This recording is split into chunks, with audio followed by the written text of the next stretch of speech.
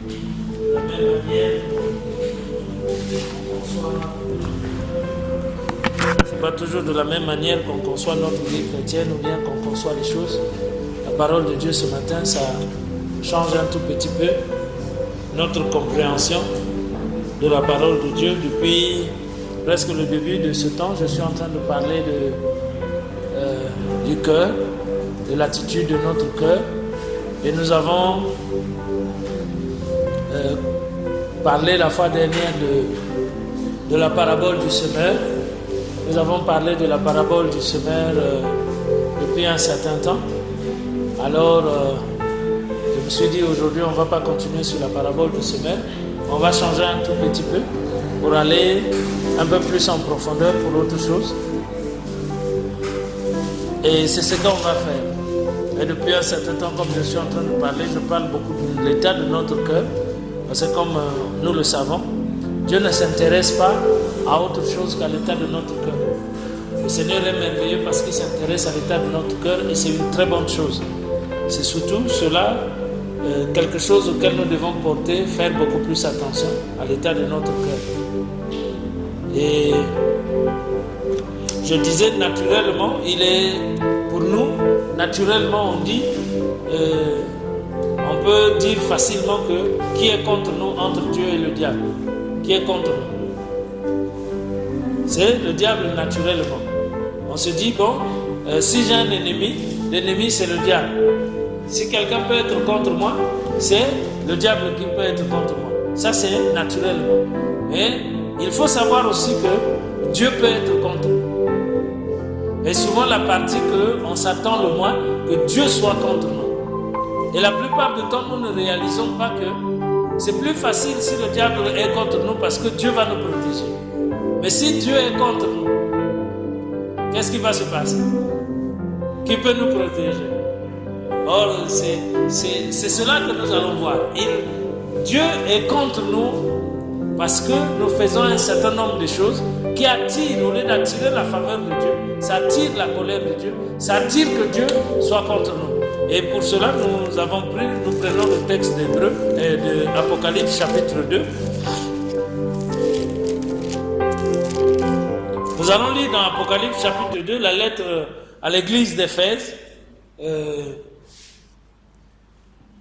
Écrit à l'ange de l'église d'Éphèse. Voici ce que, à partir du premier verset, écrit à l'ange de l'église d'Éphèse, voici ce que dit celui qui tient les 7 étoiles dans sa main droite.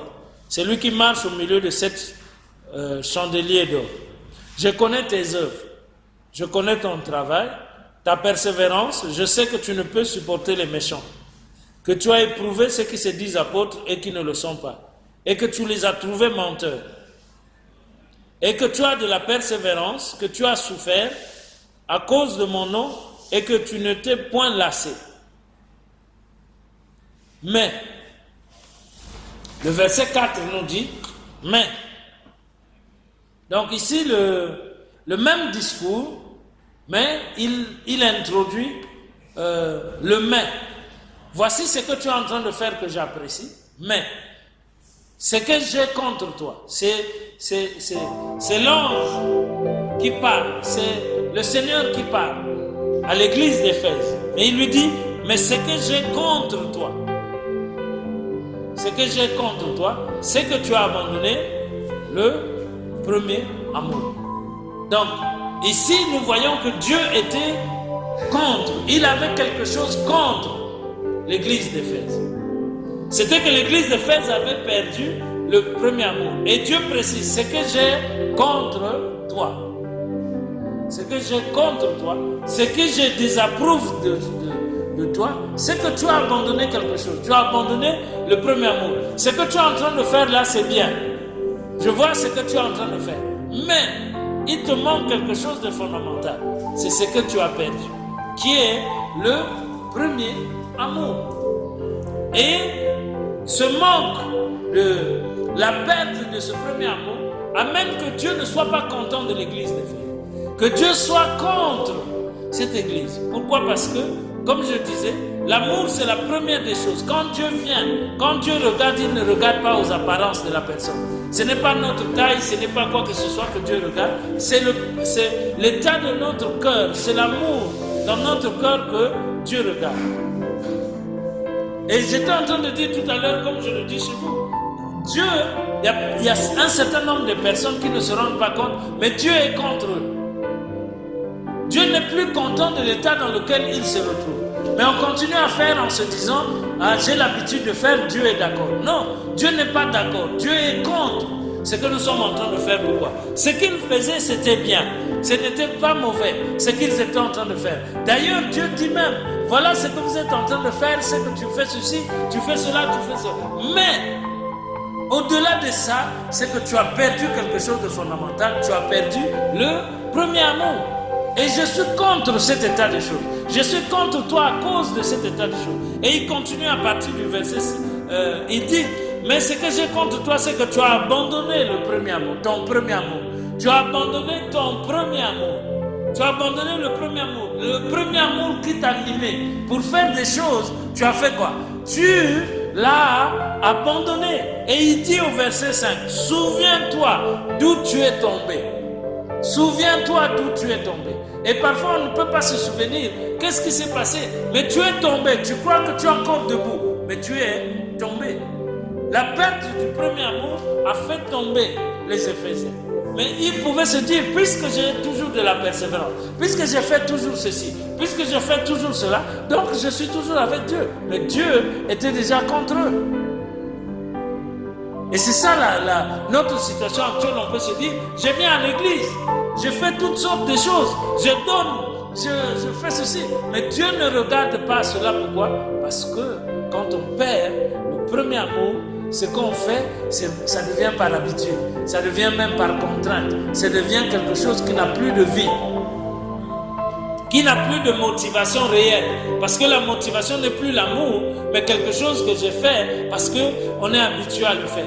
Or, nous savons que si on continue à faire quelque chose sans vraiment l'amour réel pour Dieu, ce qu'on fait là, ça n'aboutit pas à quelque chose. Donc, je peux venir ici prêcher un bon sermon.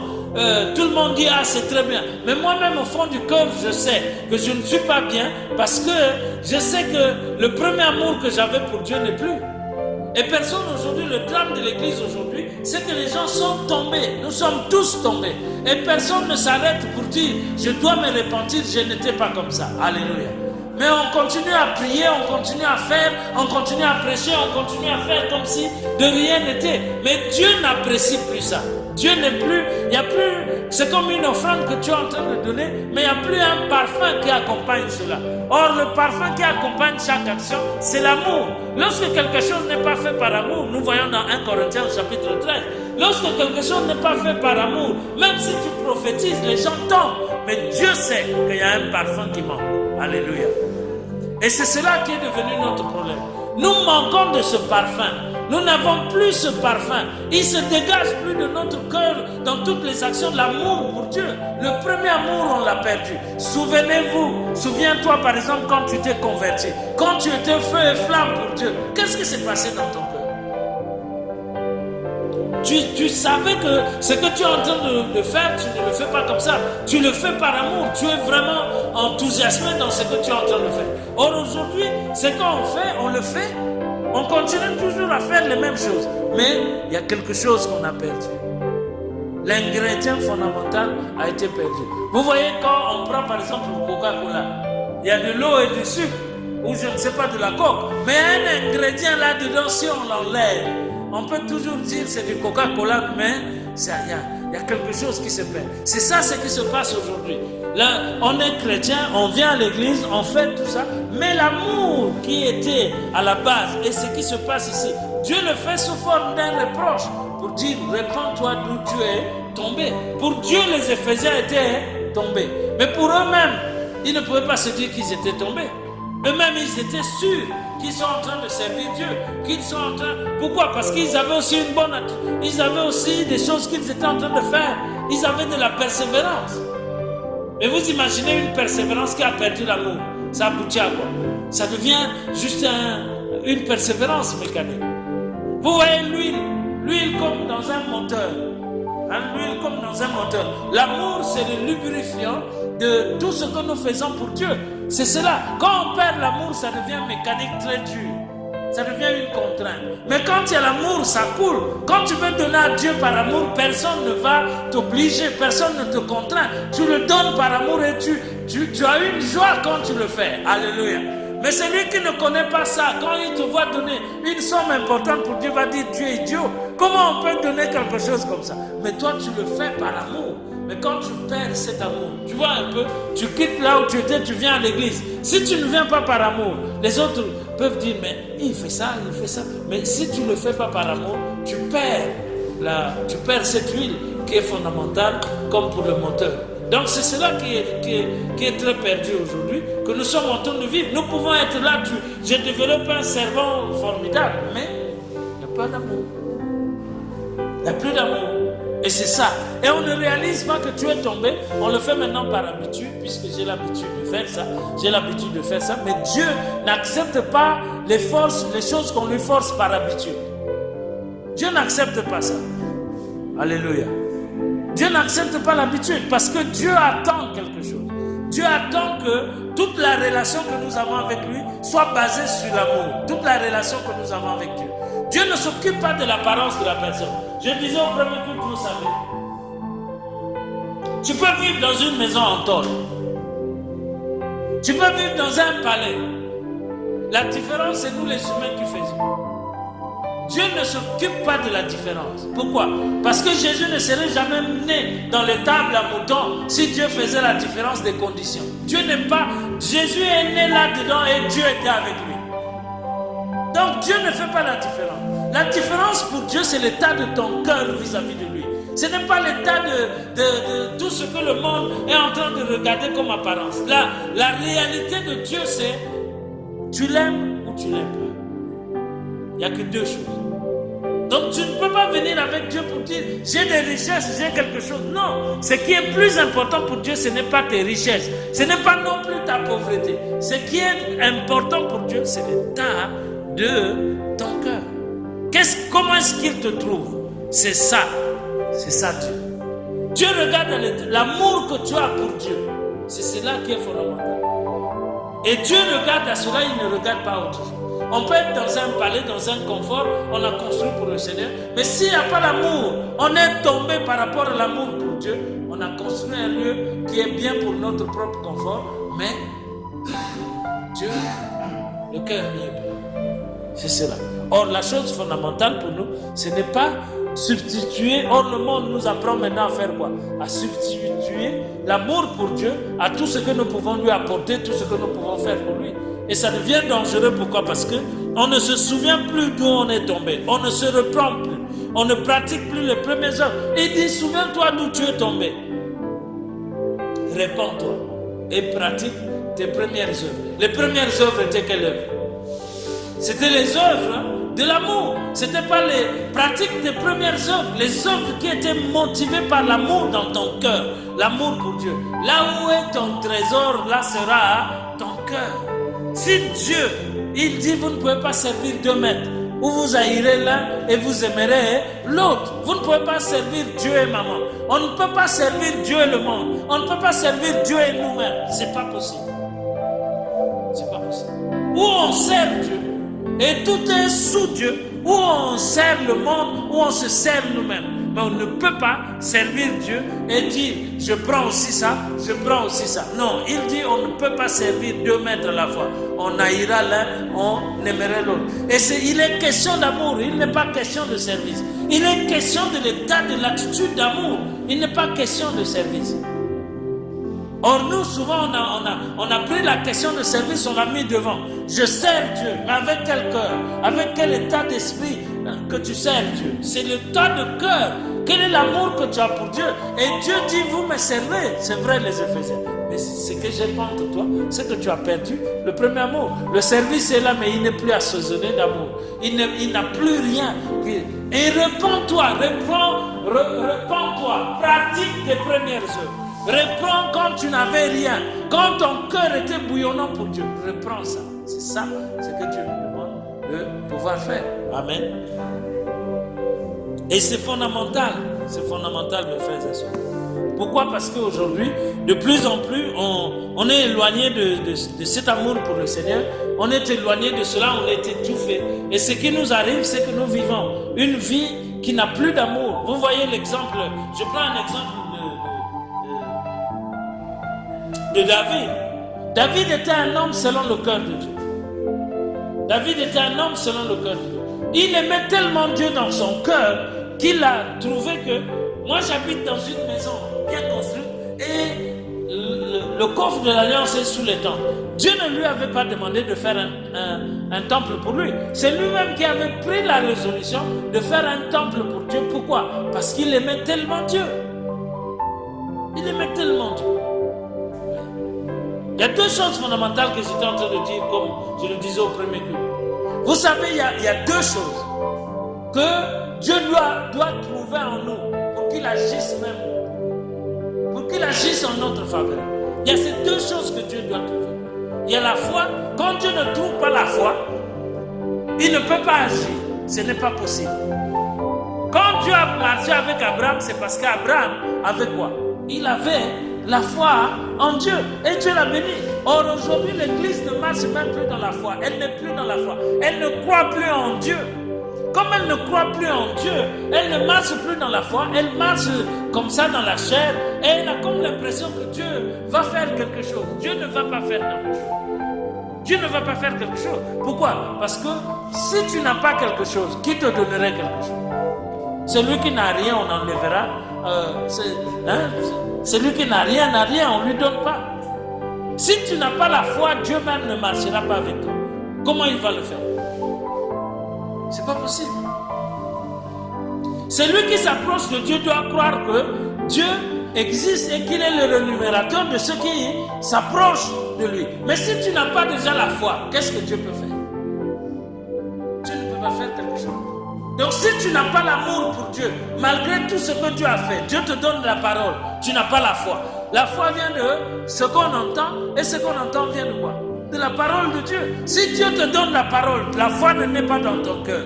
Dieu te démontre l'amour en donnant son Fils. L'amour ne naît pas dans ton cœur. Tu veux que Dieu puisse faire. Dieu ne va rien faire. Et tu as comme l'impression, non, Dieu est contre moi. Dieu n'est pas, en réalité, il est déjà contre toi parce que tu n'es plus en position où Dieu peut faire quelque chose pour toi. Tu n'es plus en position où Dieu peut faire quelque chose pour toi. Et comme je disais, pourquoi Dieu se met contre nous? Pourquoi Dieu se révolte contre notre attitude? Parce que ce qu'il nous a donné devait nous conduire à avoir l'amour pour Dieu et agir d'une autre manière. Voilà pourquoi il manifeste de la jalousie par rapport à l'esprit qu'il a fait habiter en nous. Il manifeste de la jalousie. Et j'étais en train de dire tout à l'heure, vous voyez quelqu'un, nous connaissons la parabole avec le figuier.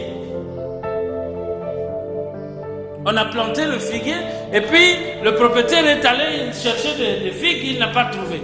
Et le figuier était là déjà en train d'occuper la terre. Mais qu'est-ce que le propriétaire attendait du figuier? Que le figuier fasse quoi? Qu'il porte des fruits, n'est-ce pas? Au bout de quelque temps, quand il va chercher des figues, il ne trouve pas. Il dit au serviteur, voilà 3 ans que ce figuier, j'attends du fruit, mais il ne vient pas. Alors fais quoi? Coupe-le. Car il ne sert pas. Il ne sert à rien. Qui était devenu contre le figuier? Celui qui l'avait planté, n'est-ce pas, était devenu contre le figuier. Mais pourquoi il était devenu contre le figuier? Parce que le figuier ne produisait rien. D'abord, tu occupes inutilement ma place pour rien. Je dois balayer les feuilles là pour rien. Ce qu'on attend de toi, tu ne produis pas de feuilles. Alors le propriétaire était devenu contre le figuier. Heureusement qu'il y avait le serviteur qui a manifesté de la grâce, qui a dit au propriétaire, non, ne le coupons pas cette année. Laisse-moi creuser tout autour, mettre du fumier et voir si l'année prochaine il ne donne pas de fruits, alors tu feras quoi? Tu verras. C'est la même chose pour nous. Le serviteur a étendu la grâce, mais cette grâce n'est pas illimitée. C'est la même chose que Jésus a fait pour nous. Il intercède à la droite du Père en notre faveur. Quand le Père dit un tel là, il occupe la place pour rien. Alléluia. Un tel là occupe la place pour rien. Je veux faire ceci. Jésus dit, ah non Père, laisse-le encore. Laisse-le encore. Un temps, on va voir s'il va produire quelque chose. Pourquoi? Parce que tu occupes inutilement. On t'a tout donné. On a donné la parole. On a donné le Saint-Esprit. On a tout donné pour que ça produise du fruit, ça produise quelque chose. Quand ça ne produit pas, alors Dieu est contre. Et on ne peut pas l'en vouloir. C'est d'ailleurs nous-mêmes qui sommes contre Dieu. Parce qu'on refuse de produire ce pour lequel il nous plante. C'est ainsi qu'il disait, je suis le cep, vous êtes les sarments. Je suis le cep, vous êtes les sarments. Si vous portez des fruits, mon Père va encore demander pour que vous portez davantage. Mais si vous ne portez pas de fruits, on va couper. Malheureusement, on ne le dit pas assez, on ne le dit pas beaucoup. Bien-aimé, quand tu n'as pas la foi en Dieu, tu ne crois pas en Dieu, tu ne peux pas espérer que Dieu va accomplir des miracles avec toi. Ce n'est pas possible.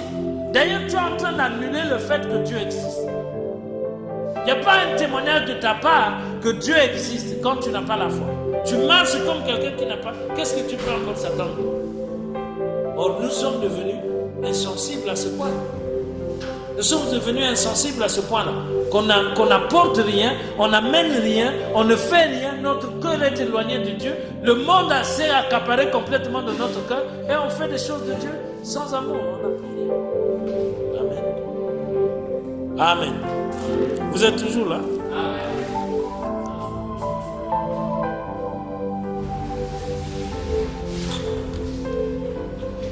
Voilà comment on a besoin de...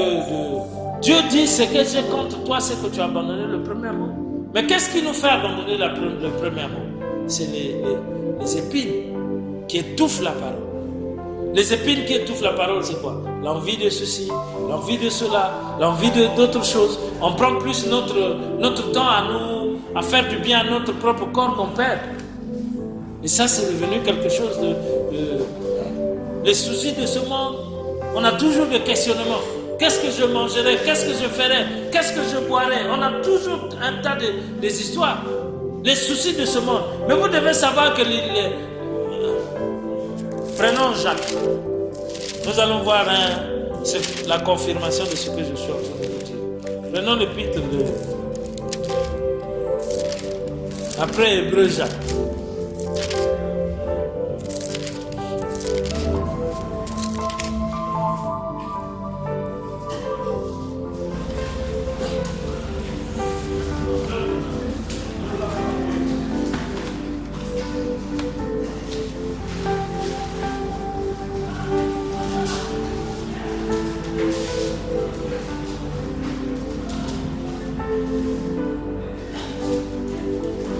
Jacques chapitre 2. Juste pour manifester ce que je te en train de vous dire tout à l'heure. Jacques chapitre 2 à partir du verset 14. Il dit ceci. Mes frères, que sert-il à quelqu'un de dire qu'il a la foi? S'il n'a pas quoi? S'il n'a pas les œuvres. La foi peut-elle le sauver?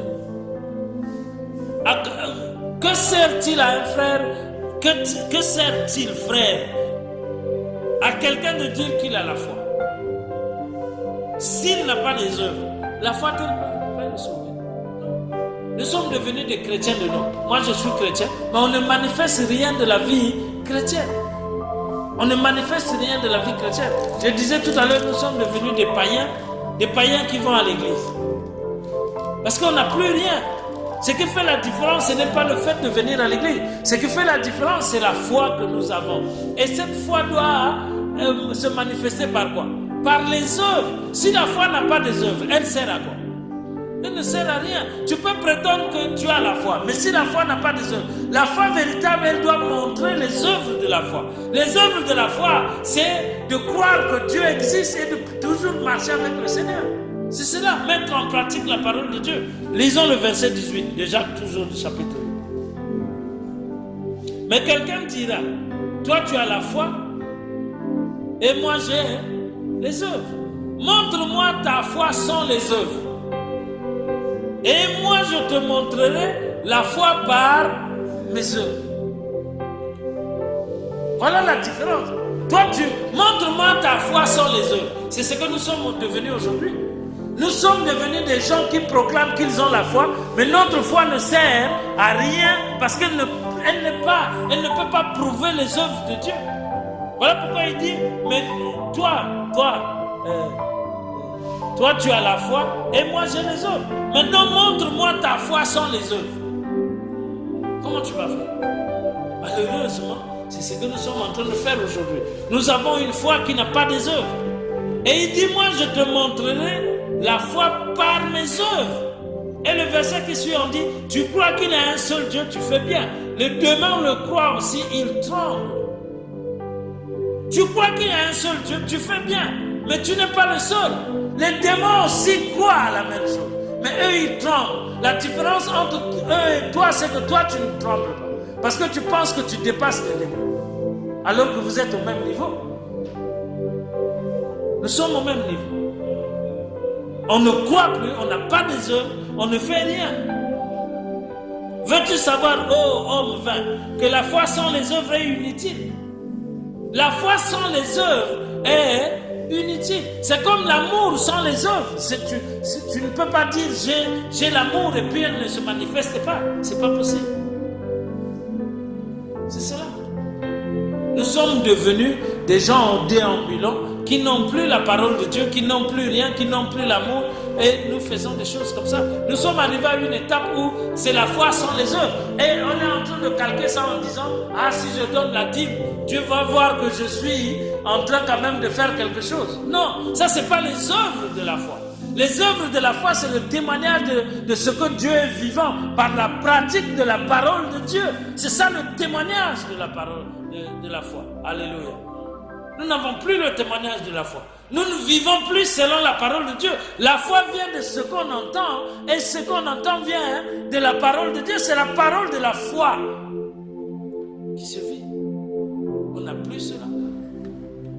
On n'est plus dans l'attente que Dieu va faire quelque chose. Quand quelqu'un a un problème, il préfère même aller penser à autre chose qu'à penser à Dieu. On n'a plus une attitude de foi dans notre vie. Et ça nous amène à une situation où on est dans cette situation des hommes vains. Et on nous donne l'exemple d'Abraham. Abraham, notre père, fut-il justifié par les œuvres ne fut-il pas justifié par les œuvres lorsqu'il offrit son fils sur l'autel? La foi d'Abraham était accompagnée des œuvres. Dieu lui dit, donne le fils. Il a pris, il a mis le fils. Sa foi était accompagnée par les œuvres. On ne peut pas dire, non, moi j'ai la foi, mais non, je garde quand même le fils. Non, tu ne peux pas dire ça. C'est ça la foi d'Abraham. Abraham crut à Dieu et cela lui fut imputé à justice. Dieu, ce que lui demandait était très fort. C'était très fort. Ce que Dieu demandait à Abraham, s'il te demande ça, toi tu vas faire quoi? Non, Dieu là ne m'aime pas, c'est pas possible. Mais ce que Dieu demande à Abraham, c'est la même chose qu'il te demande. Abraham avait la possibilité de donner son fils, mais toi ce n'est pas ton fils, c'est toi-même qui dois monter sur l'autel. C'est cela qu'on te demande. Donner ta vie comme Abraham a donné. Abraham a fait preuve de foi envers Dieu en donnant son fils. Et toi, ce qu'on te demande, toi et moi, ce qu'on nous demande, c'est de faire quoi? Faire preuve de foi envers Dieu en donnant quoi? Notre vie. L'apôtre Paul, je vous exhorte à vous offrir comme des sacrifices vivants. C'est cela.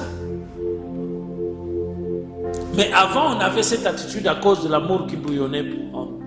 On était prêt à tout abandonner pour Dieu. Mais aujourd'hui, on calcule. On dit, ah non, le monde est devenu tellement bon que non, je ne peux pas faire ça, je ne peux pas donner tout ça à Dieu. Et moi-même, qu'est-ce que je vais rester avec? Alors on se compare aux gens du monde, on regarde et on n'a plus rien à offrir à Dieu.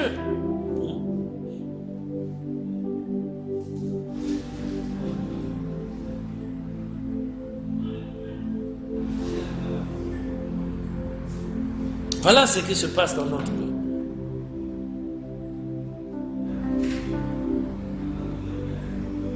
Dieu chérit avec jalousie l'esprit qu'il a fait habiter en nous. Voilà pourquoi aujourd'hui on n'a plus cette attitude d'amour envers le Seigneur et on est en train de se perdre. On est en train de vivre une calamité par rapport à notre vie. Et on ne se rend pas compte que Dieu est en train de nous rejeter. On ne se rend pas compte qu'on est en position où Dieu ne peut plus faire quelque chose pour nous. Parce que ça fait des années qu'il nous parle. Et ce qui est même bon dans le passage d'Éphésiens, c'est quoi? C'est qu'ils étaient tombés. Ils n'étaient pas debout, ils étaient tombés. Et il dit, souviens-toi d'où tu es tombé. Qu'est-ce qui t'a fait tomber?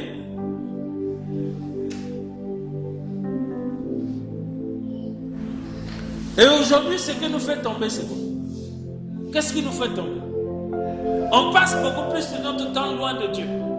Dans Jacques au chapitre 4, il y a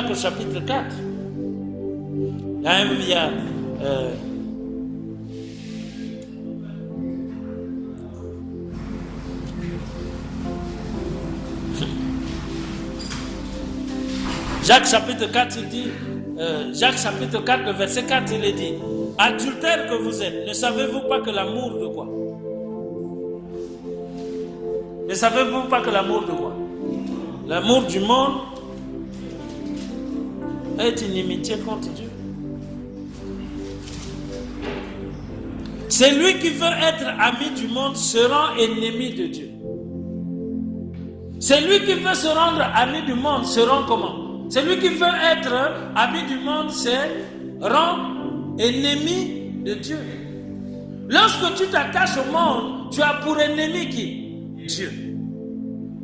Alors tu vas te poser la question, Dieu est contre moi, pourquoi? Parce que Dieu chérit avec jalousie l'esprit qu'il a fait habiter en toi. Quand tu prends l'amour du monde, lorsque le monde rentre dans ton cœur, plus que Dieu, tu te rends ennemi de Dieu. Dieu va te combattre. Pourquoi?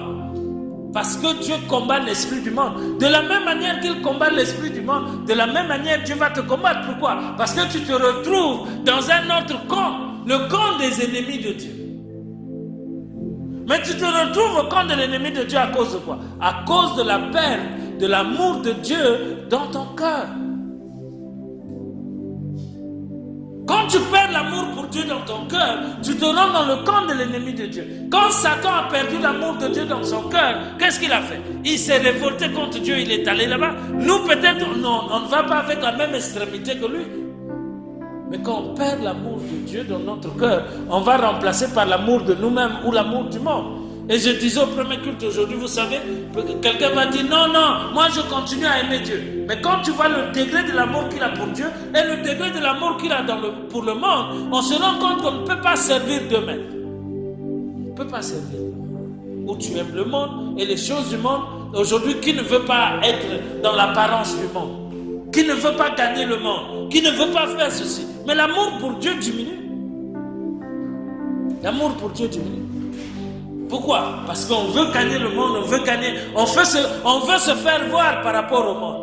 L'amour de Dieu va diminuer. Voilà pourquoi ce qui est dit ici. Tu ne peux pas aimer. Tu ne peux pas aimer plusieurs choses comme ça, plusieurs personnes comme ça. Celui donc qui veut être ami du monde sera ennemi de Dieu. Croyez-vous que l'Écriture parle en vain? C'est avec jalousie que Dieu chérit l'esprit qu'il a fait habiter en nous. C'est avec jalousie que Dieu chérit. Donc Dieu manifeste de la jalousie à cause de quoi? À cause de nous voir gagner par quelqu'un d'autre. De nous voir gagner par le monde. Dieu chérit l'esprit qu'il a fait habiter en nous et il est irrité de faire voir notre cœur aller vers le monde. Aujourd'hui, quand quelqu'un vient à l'église, son cœur, toutes ses pensées sont dans le monde. Mais on est là à l'église, mais toutes nos pensées, tout notre avenir est dans le monde. Personne ne voit les choses de Dieu. Tout ce que nous sommes en train de voir est dans le monde. Tout. Et on est là que comme des carcasses qui viennent devant le Seigneur par rituel. Le monde nous a gagnés. Et donner l'exemple, vous voyez, prends seulement le temps. Prends seulement en termes de toi-même, tu peux mesurer. Comment est-ce que tu passes tout ton temps? La pensée de Dieu même dans la journée n'est pas. La pensée de Dieu dans la journée n'est pas. Tu es accaparé par autre chose. Si on pense à Dieu, c'est peut-être vers la fin de la journée, si tu commences à dormir et peut-être que le diable viendrait t'attaquer, tu te dis, bon, laisse-moi quand même prier pour qu'au moins, par la prière, j'ai une conscience tranquille que Dieu viendra me protéger. Mais la pensée de Dieu dès le départ n'est pas. La pensée de Dieu dans notre esprit, dans notre corps n'est plus. Quand quelqu'un se réveille le matin, la première chose qu'il fait, c'est chercher son téléphone. Dieu est où mon âme? C'est de chercher son téléphone. Et quand il va ouvrir son téléphone, de voir qui l'a envoyé le message, qui lui a donné quoi, qui lui a fait quoi, qui lui a fait quoi. Et quand il a fini de regarder, il va se laver. Son ami précieux, il est là, il est entre ses mains. Il ne fait pas ça. Et la dernière chose quand il veut dormir, c'est de prendre son smartphone, s'assurer qu'il est branché, qu'il a fait tout ça. Personne n'a plus la pensée de Dieu. La pensée de Dieu. Personne n'a plus la pensée de Dieu. Alléluia. Quand on te demande de prier, c'est une corvée encore qu'on a mise sur toi. Alors, on va encore prier, pourquoi? Presque tout est déjà connu, non? Demain, je vais me réveiller, je vais aller à l'école. Je vais encore chercher à prier, pourquoi? Est-ce que c'est pas connu? Non, demain, je vais me réveiller, j'ai des habits repassés et je vais aller au boulot. Tout est connu. On n'a plus la pensée de Dieu. On n'a plus le temps de louer Dieu. On n'a plus la pensée. Même quand l'esprit te réveille la nuit, va prier, tu dis, ah non. J'irai prier dimanche à l'église. Aujourd'hui, je continue à dormir. Donc, on n'a plus la pensée de Dieu. Voilà notre situation actuelle. Amen. Le monde est en plein chez nous. Toute la télé, toutes les télés, tous les téléphones, tous les gadgets qui sont venus empoisonner notre vie spirituelle. Et aujourd'hui, on a même quand tu écoutes aujourd'hui certaines musiques qui hier pouvaient non, tu commences à écouter ça un peu. Pourquoi? Parce que dans ton smartphone, tu vois des vidéos, tu vois des choses et ça commence. Quand tu entends ça, ça ne te fait plus comme ça te faisait auparavant. Tu n'as plus ça. Tu dis bon, c'est normal. Et tu commences à écouter un tout petit peu. Et après, quand tu commences à dormir, la chanson commence à revenir. Et Dieu qui voit le cœur, il voit à quel niveau tu es. Amen. Amen. Il faut savoir qu'on est tombé. Maintenant, le drame dans tout ça, c'est de ne pas voir notre état. Le drame dans tout ça, c'est de continuer à faire comme si tout était bien. Non. Tout n'est pas bien. On est misérable. Vous savez, l'église d'aujourd'hui, c'est l'église la plus misérable. Pourquoi? Parce qu'elle a tout ce qu'elle devait être pour qu'elle ait une vie avec Dieu, avec une expansion avec Dieu. Mais elle reste faible. Elle n'est plus dans l'esprit. Elle reste une église où on invente toutes sortes d'artifices juste pour embrouiller les gens. Ah bon, j'ai une onction terrible, je vois ici. Ah là, les gens, la chair commence à... Et une église bizarre, une église malade, une église qui ne voit pas la grandeur de ce que Dieu... Pourquoi? Parce que l'esprit du monde a gagné notre cœur. L'esprit du monde a gagné notre cœur. On veut tous avoir le même standing. Et on a comme l'impression, comme disait l'apôtre Paul, que la foi est devenue une source de gain. À cause de la course avec le monde. La foi est devenue un truc qui n'a pas de sens. Amen. Et on est tombé. On a oublié le premier mot. Répands-toi. Or, la chose la plus importante, c'est que Dieu dit même, répands-toi. Retourne au premier jour. Répands-toi. Dieu n'a pas fermé la porte. L'avantage que nous avons, c'est que notre Dieu, il est miséricordieux. Mais la possibilité, la seule chose qu'il demande, c'est que tu reconnaisses ton état. Or, aujourd'hui, nous voyons dans la parole de Dieu, tu ne verras pas un pasteur qui va dire, non, moi je me répands. Non, tout va bien, mes frères. Dieu est toujours là. Dieu n'est plus là. L'état dans lequel on se retrouve est un état lamentable et pitoyable, y compris par les pasteurs. Le premier amour est passé. Quand je vois comment j'étais animé pour Dieu, non, je sais que je ne suis plus là. J'ai fait des pas, je suis tombé. Et on va chercher, non, viens, je vais te bénir. De quelle bénédiction? Quand on s'éloigne de la parole de Dieu, il n'y a pas de bénédiction. Quand on lit dans le psaume 1, heureux celui qui médite nuit et jour la parole de Dieu. On ne dit pas heureux celui qui cherche qu'on le bénisse. D'ailleurs, l'homme ne peut pas donner ce qu'il n'a pas. La bénédiction réelle, c'est Dieu qui la donne. Et il la donne à ceux qui obéissent à sa parole. Il ne la donne pas comme ça. Il ne la donne pas comme ça. Celui qui médite la parole est comme un arbre planté près d'un courant d'eau. Il n'a pas besoin que quelqu'un le bénisse, il est béni. Pourquoi? Parce que la parole bénit. La parole de Dieu n'est pas n'importe quoi. La parole de Dieu, c'est la puissance de Dieu. Elle bénit. Là où elle est honorée, là où Dieu est honoré, la parole fertilise. La parole. Et nous avons délaissé tout ça pour écouter plus les paroles des hommes. Nous avons délaissé tout ça pour suivre les hommes. Voilà pourquoi ce matin, il est temps pour nous de nous repentir. Il est temps pour nous de nous repentir. Dieu ne nous rejette pas, mais Dieu nous dit la vérité pour nous montrer notre état. Et là où tu es, tu vas demander pardon à Dieu. Approchez-vous de Dieu, il s'approchera de toi. Il dit, viens, discutons. Si ton péché était rouge comme la cramoisie, je le rendrai plus blanc que la neige. Le fils prodigue a dit, j'irai vers mon père. Je lui dirai, j'ai péché contre toi et contre le ciel.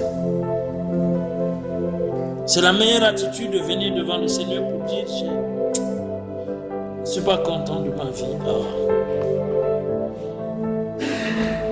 J'ai péché contre toi, je me suis éloigné de toi, mon cœur n'est plus pour toi. Et demander pardon au Seigneur, demander la restauration de cet état de choses. Alors tu vas prier ce matin. Seigneur, tu es le Dieu de grâce. Alors pourquoi ce matin je m'approche encore du trône de la grâce, solliciter ton amour, solliciter, reconnaître mon état. Je suis tombé, je ne suis pas debout, je ne suis pas là où je devais être comme une vigile qui écoute la parole, qui attend, et je suis tombé, je me suis endormi. Je me suis endormi, l'amour du monde m'a fait endormir. Je ne suis plus vigilant, ta parole. Oh Seigneur. J'ai perdu, Seigneur. J'ai perdu, je t'en supplie. Je suis loin de toi. Loin de toi, Seigneur. Pardonne. Loin de toi, Seigneur. Pardonne mon cœur. Pardonne, Seigneur. J'ai laissé les choses rentrer dans mon cœur. Les choses du monde, les désirs du monde rentrer dans mon cœur. Venir étouffer la parole. Venir étouffer complètement la parole. Elle est là sans vie. Elle est là sans rien. Elle est là sans porter de fruits, Seigneur. Pardonne, Seigneur. Pardonne, Seigneur. Pardonne, Seigneur. Pardonne mon cœur. Pardonne ma vie. Pardonne mon état, Seigneur. Purifie-moi. Restaure-moi, Seigneur. Ramène encore, Seigneur. Renouvelle ton esprit en moi. Renouvelle ta force en moi. Renouvelle ton esprit en moi, Jésus. Oh, Jésus.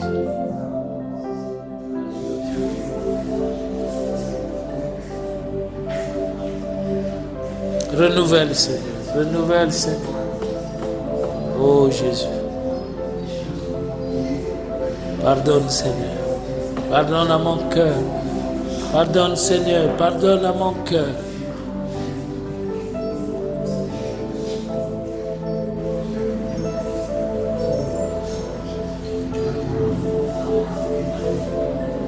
Agis, Seigneur.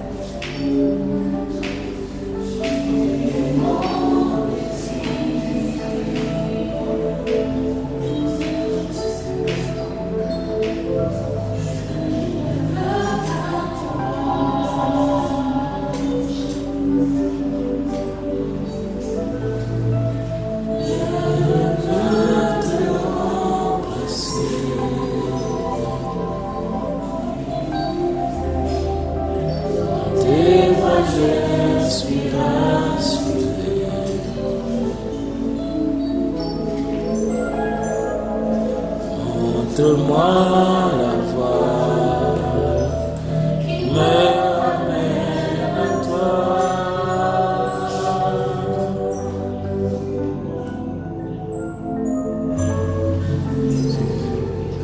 Tu es tout pour moi.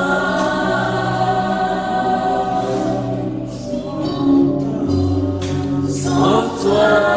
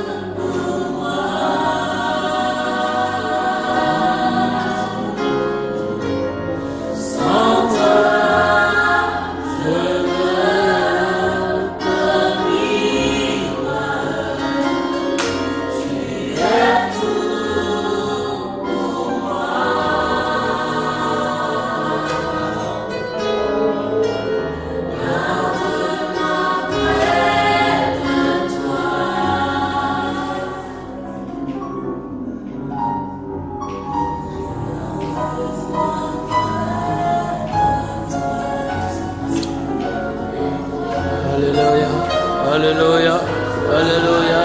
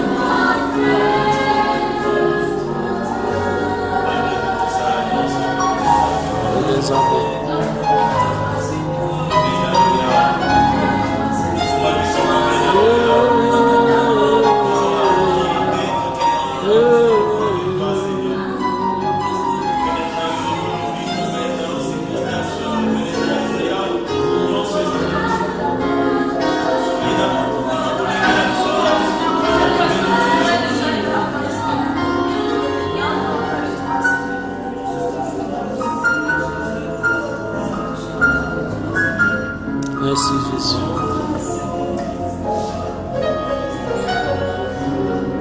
Merci Seigneur.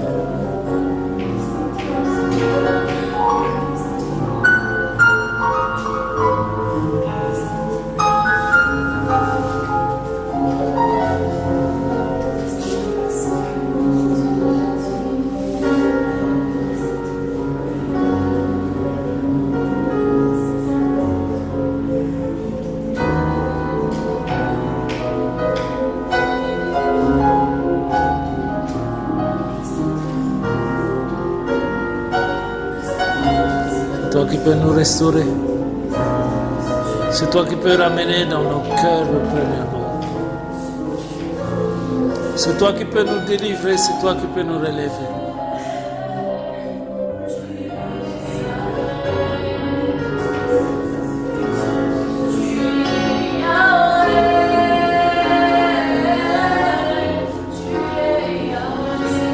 C'est toi, Seigneur, qui peux changer.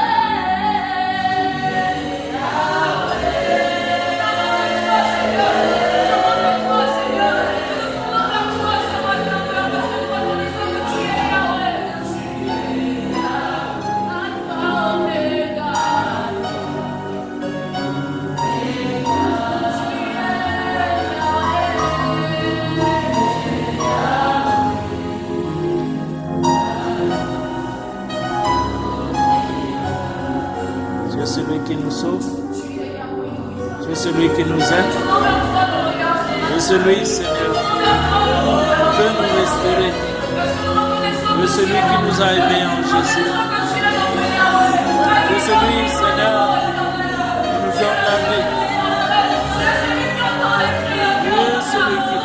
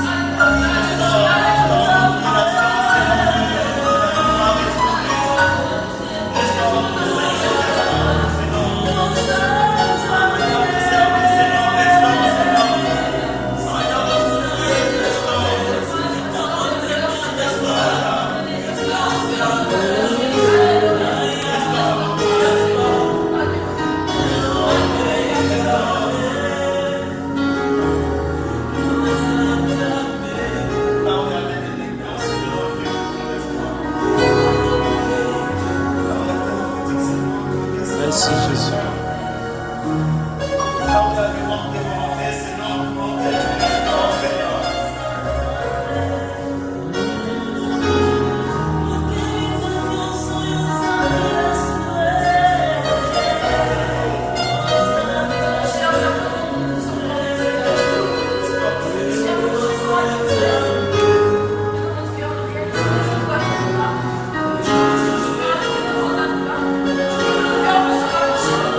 Merci Jésus.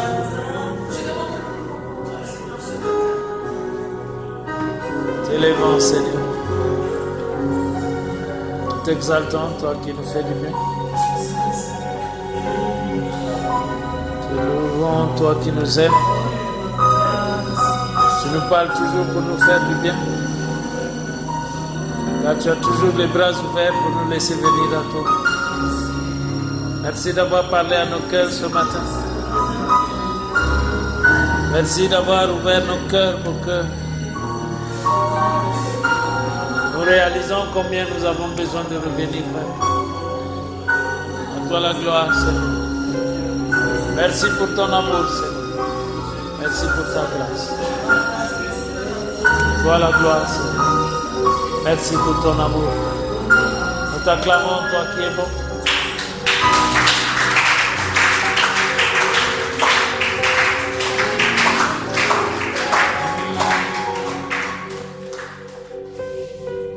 Merci. Nous avons besoin de revenir au Seigneur. Nous qui avons goûté que le Seigneur est bon, nous ne trouverons personne qui est comme lui. Et nous avons besoin de revenir au Seigneur. Le Seigneur nous accueille, il ouvre toujours une porte devant de nous, parce qu'il est miséricordieux et Dieu de bonté. Le Seigneur continue à restaurer nos vies, continue à faire qu'on revienne totalement à lui. Et que nos cœurs soient entièrement à lui. Alléluia. Nous avons le programme de la semaine. Demain lundi, c'est ciel ouvert. Un temps de prière qui peut être collectif comme individuel. Si tu es seul, tu prends un temps dans la prière seul. Nous avons besoin de restaurer nos vies. Amen.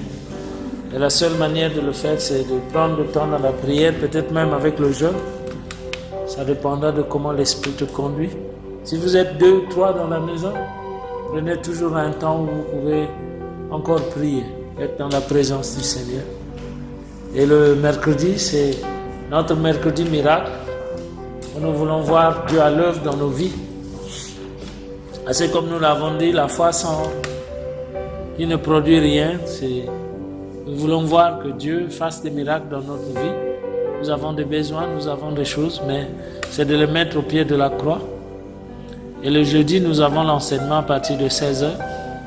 Nous vous invitons à être là. Et le dimanche, nous avons culte à partir de 9h jusqu'à 10h30 pour le premier culte. Et à partir de 11h, de midi,